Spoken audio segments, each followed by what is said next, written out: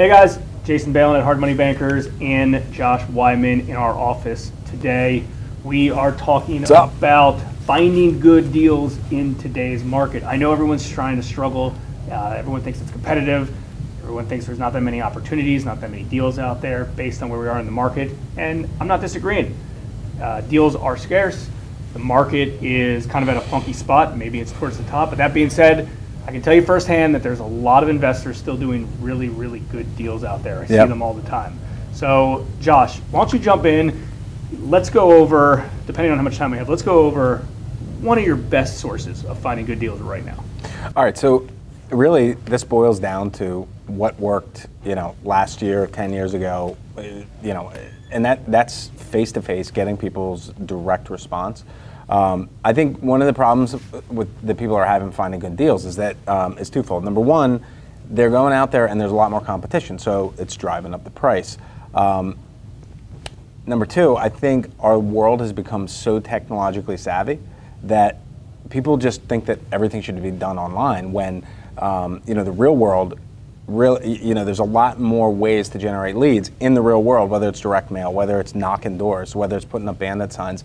All these work, whether it's calling people on the phone. And so there's two things that I'm going to share here, and you're going to have to come tonight to kind of get into the rest of it. But the first thing is, one thing that we've been doing is going back to basics with door knockers and getting out into a neighborhood, knocking doors and generating leads, talking to people, and getting deep into the neighborhood.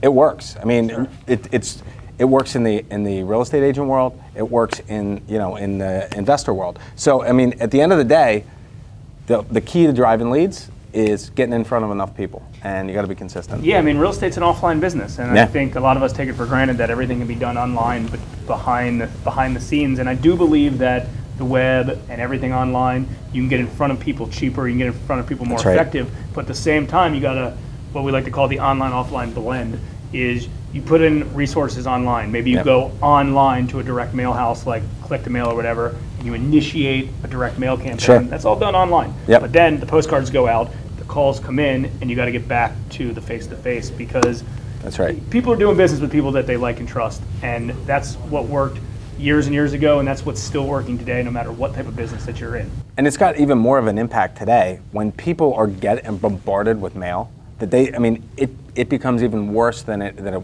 is normally. I mean, I know, Bed Bath & Beyond, how many postcards can they send before you end up buying there? But I'll bet you 50 out of 100 get thrown out, or not even 50 out of 100, 50 get thrown out before you get that one that you spend. Sure. And so, getting in front of people, it's the least expensive way. If you don't have the money, you got to put in the time, and that's a way to do it. The other, everybody, again, a lot of people are investing in direct mail. There's a lot more competition there.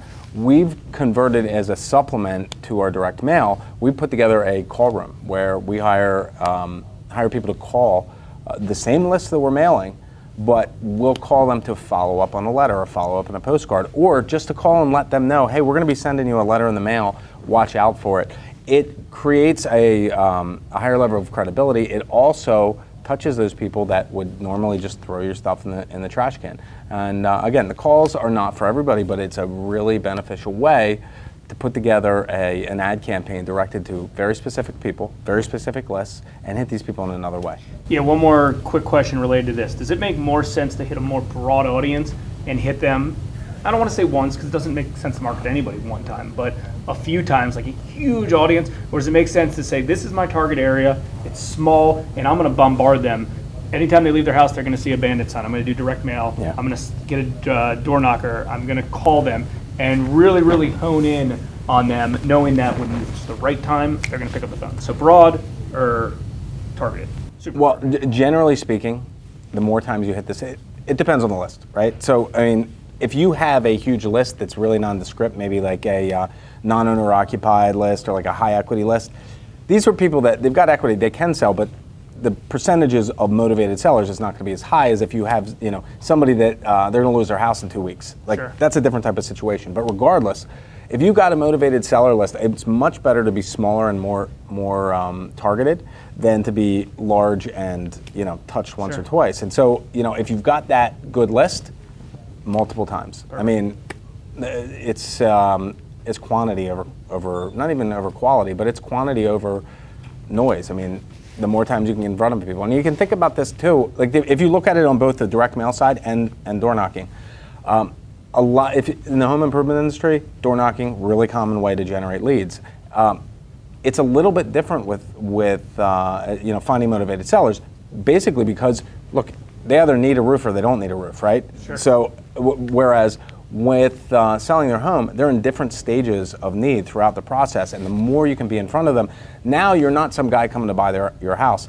You are part of the neighborhood. You're somebody that they know, they've talked to numerous times, and when it's time to sell, they're going to call you. They're going to have that trust level. Excellent.